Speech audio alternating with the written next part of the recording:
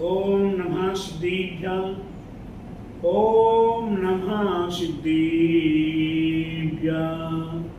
मंगलम भगवान वीरो मंगलम गोतिमोगणी मंगलम कुंदी कुंद्यार्यो येन धर्मोस्ति मंगलम शर्व मंगल मांगल्यम सर्वकल्याणकारिकं प्रधानं सर्वधर्माणां जैनं जयतु शासिनं जैनं जयतु शासिनं जैनं जयतु शासिनं। बोले सभी जन धर्म की जय, बोले विश्व धर्म की जय, श्री मानव धर्म की जय। वर्तमान जिस शासन के निरम ब्रह्मा श्री गजराजे महावीर भगवान की जय। द्वादशांगी जी निर्वाणी माता की जय। बोले आचार्य गुरुवरिक स्वाटे परम तपस्वी मनुष्यरी परम ऋषि शांति शिरोमणि पंचवर्ष के जल के त्यागी सिद्धन सेनानी ज्ञान वृद्धि तपो वृद्धि वय वृद्धि वात्सल्य मूर्ति आचार्य श्री स्वामी नेमी सैगर जी महाराज की जय। भव्यात्माओं, हम भव्यात्माओं के लिए अपने जीवन में किस प्रकार से सावधानी पूर्वक पुण्य अर्जन करना है। हमारे आचार्य कहते हैं बिगड़ शुद्धि के कोई भी कार्य सफल नहीं हुआ करता। प्रत्येक कार्य की सिद्धि के लिए शुद्धि की आवश्यकता हुआ करती है। शुद्धि कितने प्रकार की होती है? व्यवहार में शुद्धि कितने प्रकार की होती है? 9 प्रकार की शुद्धियां हुआ करती हैं। द्रव्य शुद्धि, छह शुद्धि, काल शुद्धि, भाव शुद्धि, मन शुद्धि, वचन शुद्धि, काया शुद्धि, आसन शुद्धि और विनय शुद्धि। कितने प्रकार की हुई? इन 9 प्रकार की शुद्धि हुई। द्रव्य शुद्धि, हमारे आपके पास जो द्रव्य है वह द्रव्य शुद्ध होना चाहिए। बेईमानी का, छल कपट का, हिंसा आदि करके अर्थ को कमाना वह द्रव्य शुद्ध नहीं है। जैसा द्रव्य आपके पास रहेगा वैसे ही परिणाम आपके होंगे। द्रव्य का बहुत बड़ा प्रभाव है। आपके पास अगर डकैती का, चोरी का, बेईमानी का पैसा आ जाए, उस द्रव्य का आप भोजन करेंगे तो आपके परिणाम में भी चोरी के भाव उत्पन्न होने लगेंगे। एक उदाहरण है, एक सेठ जी थे। सेठ जी का बहुत बड़ा व्यापार था, बहुत बड़ा काम था और सेठ जी अपने काम से बाहर गए हैं। नगर में एक मुनिराज आए। सेठानी के भाव परिणाम अच्छे थे। सेठानी ने चौका लगाया। शुद्धि का भोजन बनाने वाले अपने पवित्र भाव मुनिराज का परगाहन किया। परगाहन होने के उपरांत मुनिराज का आहार हो गया। आहार होने के उपरांत सेठ जी के पास से बहुत सुंदर 9 लखा हार था। उन्हें अपने दरवाजे के बगल में टांग के रखा था। मुनिराज की दृष्टि उस हार पर पड़ी। और आहार करने के उपरांत जब मुनिराज जाने लगे तो धीरे से उस हार को चुरा लिया और अपने कमंडल में रख लिया, लेकर चले गए। प्यारे बंधु, कहने का तात्पर्य, जैसा द्रव्य, जैसा खाद्य अन्न, वैसा होगा मन, जैसा पीवे पानी वैसी बोले वाणी। ये द्रव्य का बहुत बड़ा प्रभाव है। और जब उनके पेट से वो अन्न निकल गया, दस्त लग गए, पेट साफ हो गया, तो उस आहार को वापस देने के भी परिणाम हो गए।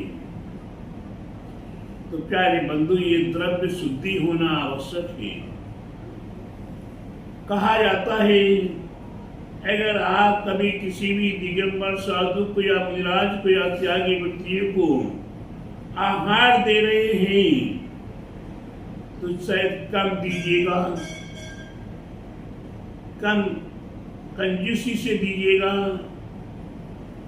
कम पदार्थ दीजिएगा, सस्ती चीज दीजिएगा, लेकिन चोरी बेईमानी का पैसा साधु संतों के आहार आदि में न लगाएं। यहाँ तक भी कहा है हमारे ग्रंथों में कि साधु संतों के लिए जब आहार कराया, त्यागी व्यक्तियों के लिए आहार चर्या की व्यवस्था करो तो उधार लाकर भी भोजन की वस्तु मत लाना और वह भी आहार में प्रयोग में नहीं लेना। आप चाहे वो दूध हो, चाहे फल हो, और चाहे सब्जियां हो, और चाहे किराने की सामग्री हो, कभी भी उधार लाकर साधुओं के आहार में नहीं देना। आज का पैसा चाहे कल दे दो आप, लेकिन वह भी उधार कहलाएगा। इसलिए प्यारे बंधुओं, ये द्रव्य शुद्धि के संबंध में बहुत कुछ उल्लेख किया हुआ है। ऐसी द्रव्य शुद्धि अगर हमारे पास नहीं है, प्यारे बंधु, एक उदाहरण है। दो भाई परदेश के लिए गए और दोनों ने इनके कारण साम दाम दंड भेद के माध्यम से बहुत अर्थ कमाया, बहुत अर्थ कमाया, बहुत अर्थ कमाया। अर्थ कमाने के उपरांत 10, 12, 15 साल हो चुकी। अब घर की याद आती है, अपने परिवार की याद आती है और मन में विचार आता है कि अपने बहुत कमा लिया है, अब घर चलना चाहिए, अपने देश चलना चाहिए। दोनों ने धीरे धीरे अपना व्यापार कम करना शुरू किया और जितना अपने पास पैसा था, जो सामग्री थी, सब निपटा के अब सारा कुछ पैसा बचा है, ऐसे कैसे ले जाएंगे, दिखावा होगा, इसको भी सलटाओ। धीरे धीरे सबको निपटा के उनने अनमोल 4 रत्न खरीद लिए। क्या कर लिया? अनमोल 4 रत्न खरीद लिए। घर जाकर 1 रत्न बिक्री कर लेंगे और ठाठ से काम करेंगे, रहेंगे। जैसी पानी की जहाज में बैठकर रवाना होते हैं, बड़े भाई के पास रत्न अच्छे हुए थे। बड़े भाई के परिणाम कैसे होते हैं? घर जाके 4 रत्न दोनों भाइयों में बढ़ जाएंगे, 2 रह जाएंगे। माँ बाप है, उनमें बढ़ जाएंगे, 1 रह जाएंगे। इतनी मेहनत की, इतना परिश्रम किया और घर जाके ऐसे ही बढ़ जाएंगे। एक काम करो, छोटे भाई को समुद्र में धक्का दे दो, जहाज से गिरा दो। ऐसी प्रणाम हो रहे हैं, प्रणाम हो रहे हैं, प्रणाम हो रहे। मन में विचार आता है कि ये रत्न मेरे पास रखे, ये प्रणाम अच्छे नहीं है, क्योंकि माँ बाप के संस्कार अच्छे दिए हुए थे, लेकिन बार बार मारने के प्रणाम आ रहे हैं। तो मन में आया ये रत्न मेरे पास न रख के भाई के पास रख दो। भाई के पास रत्न रख दिए, वैसे प्रणाम खत्म हो गए और प्रणाम किसके होने लगे? छोटे भाई के वैसे ही प्रणाम होने लगे। क्या हो रहे हैं? जैसे बड़े भाई के प्रणाम हो रहे थे, वैसे छोटे भाई के प्रणाम होने लगे कि घर जाके बढ़ जाएंगे रत्न, एक एक रत्न रह जाएगा, हम तो एक ही मालिक लेंगे, इतनी मेहनत की, इतना परिश्रम किया। ऐसे विचार करते करते करते समुद्र पार हो गई।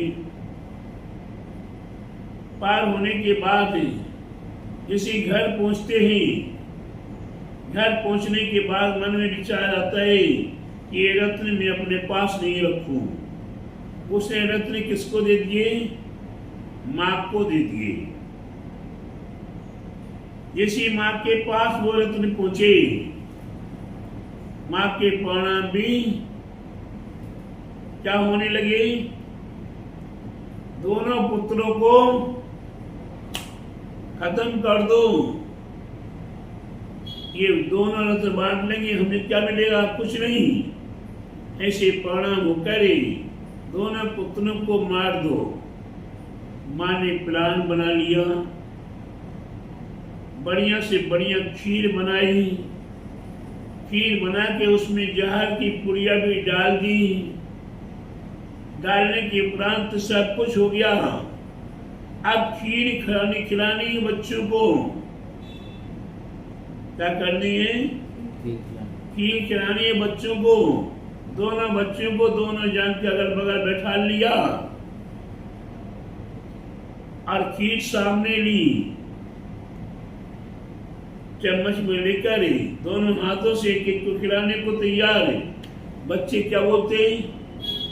माँ पहले आप खाओ, बाद में मैं खाऊंगा, हम आपको खिलाएंगे। अब आपादान पड़ी स्वयं की पर। धीरे धीरे धीरे धीरे माँ खीर नहीं खाती, माँ की आंसू से आंखों से अश्रुधार बह पड़ती है। जैसे अश्रुधार बहती है, बच्चे के मन में विकल्प हुआ, पूछते माँ आपकी आंखों से आंसू क्यों आ रहे हैं? कारण? बोले बेटा मैं क्या बताऊं, आप दोनों पुत्रों को कैसे हमने पाल पोस के बड़ा किया था, कैसे कैसे कष्टों को मैंने सहन किया था। आपको परदेश भेजने पर कितने दुखी हुए थे, आप परदेश में रहे, आपकी कितनी चिंता की, आपके प्रति कितनी जाप पाठ पूजा की, और आप इतने कमाई करके आज घर वापस आ गए। अनमोल रत्न आप कमा कर लेकर आए हो। एक एक रत्न करोड़ों करोड़ों की कीमत का है। आप दोनों पुत्रों ने रत्न मेरे को दे दिए। ये रत्न मेरे पास जिस क्षण से आए हैं, उसी क्षण से मेरे प्रणाम क्या होने लगे? इन दोनों पुत्रों को खत्म कर दो। दोनों पुत्र तत्काल कहते मां,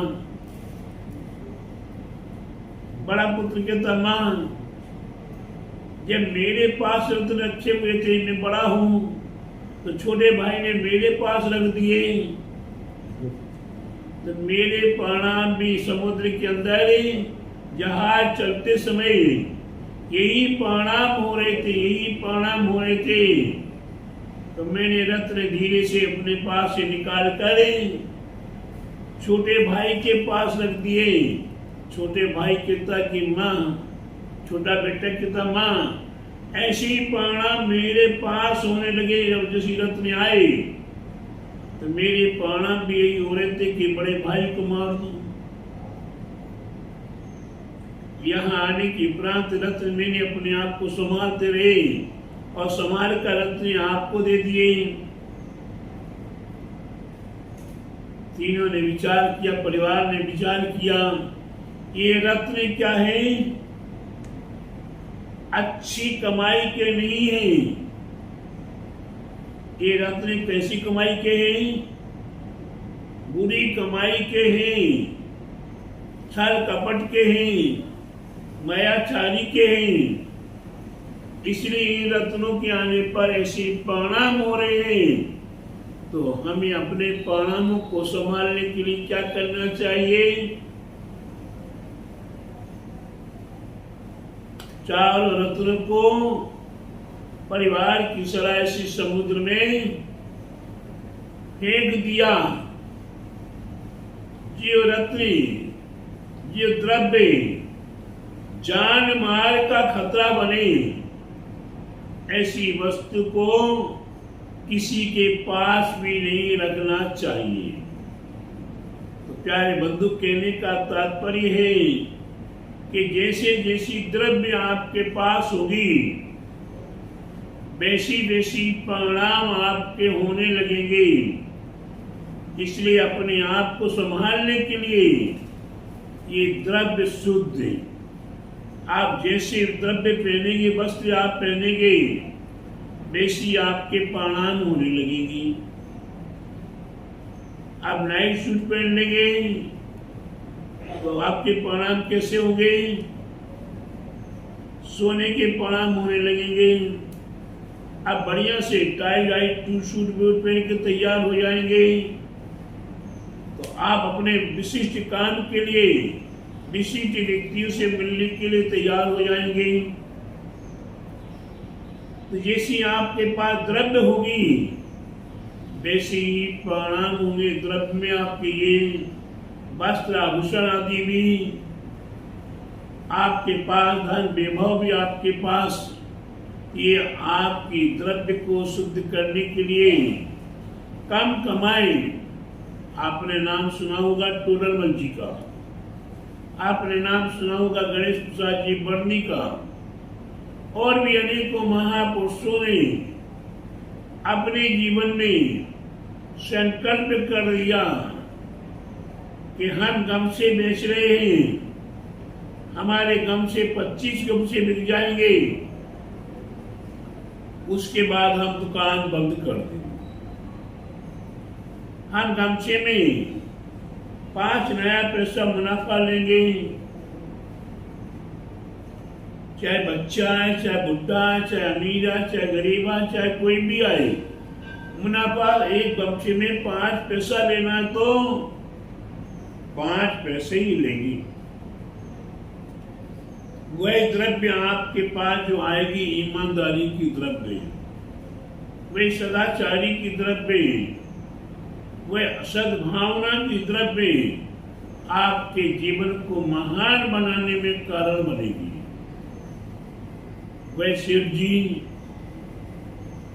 बड़े दयालु, घर में कोई भी द्रव्य मांगने आ जाए सहयोग के लिए दे दो, वे बिगड़ लिखा पड़ी करे सहयोग के लिए दे देते हैं।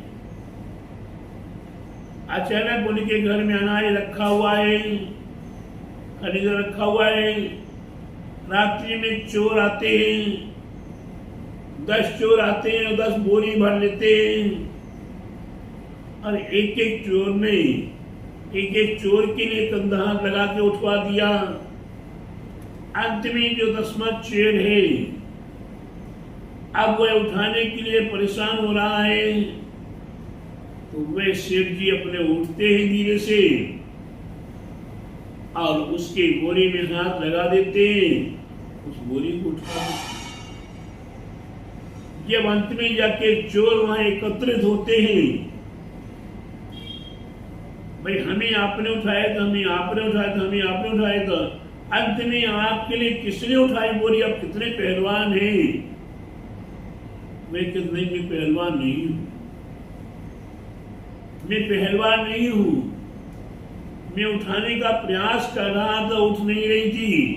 तो सामने खाट पर वो बूढ़े व्यक्ति सो रहे थे। वे उठे और उन्होंने धीरे से हमारी बोरी में हाथ लगा दिया और हाथ जोड़ दिए। हम फटाफट निकल के आ गए। सबने विचार किया, ऐसा महापुरुष धन्य है जिसके घर में चोरी हो रही, वो देख रहा है, ले जा रहा है माल। चोर चोरी करके माल ले जा रहे, और जो नहीं ले जा पा रहा उसे उठा के दे दिया। नहीं, ऐसा माल हम नहीं लेंगे। सारा माल वापिस लेकर आ गए। कहने का तात्पर्य हमारी ईमानदारी का था, हमारे सदाचारी का था, हमारे सद्व्यवहार का था, हमारी शुद्ध द्रव्य थी। तो हमारी शुद्ध द्रव्य चोरी होने के उपरांत भी वापिस आ गई।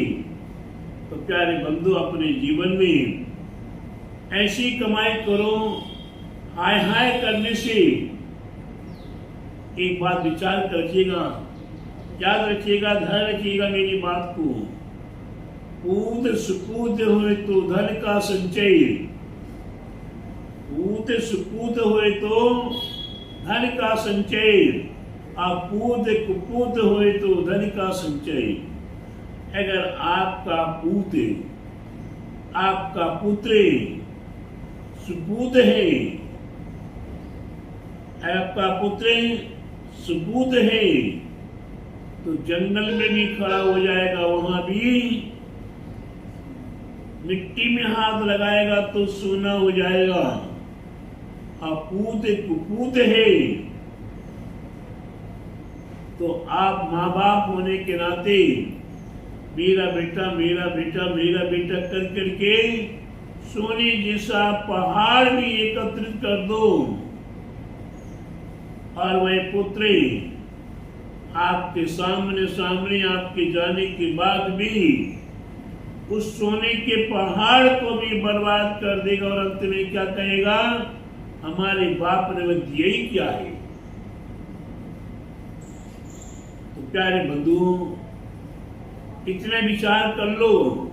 पूत अगर योग्य है तो भी हाय हाय करके इकट्ठे करने की आवश्यकता नहीं है। आपको पूत है तो उसे कुछ देने की भी आवश्यकता नहीं है, और अपना अपना भाग्य लेकर आता है सब। क्या है? अपना अपना भाग्य लेके आता है।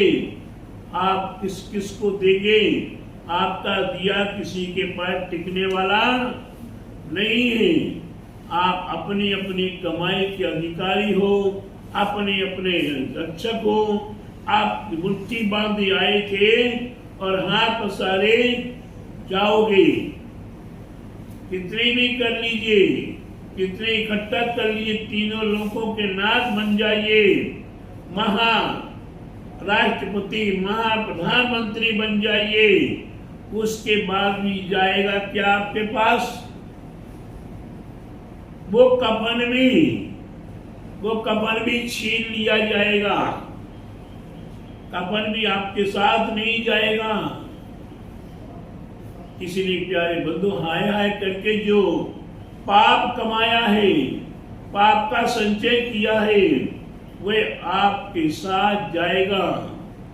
अशिव कर्म कर करके पाप कमाया है, ऐसी अशिव कर्म छोड़ दीजिए, बुरे कर्म छोड़ दीजिए, चोरी बेईमानी बदमाशी छल कपट छोड़ दीजिए।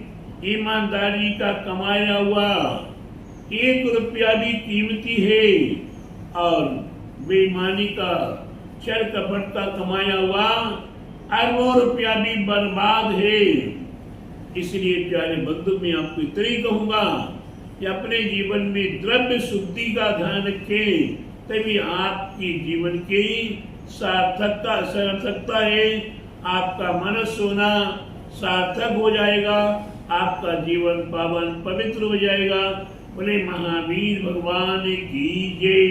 बोले गलसांग जी निर्वाणी माता की जय। बोले आचार्य गुरुवरिक स्वाटी परम तपस्वी मंचरी परमितिशी शक्ति शिरोमणि पंचवर्ष के जल के त्यागी सुदन सेनानी ज्ञान प्राप्ति तपो वृद्धि भयो वृद्धि वात्सल्य मूर्ति आचार्य श्री स्वाटी प्रेमी जगत जी महाराज की जय।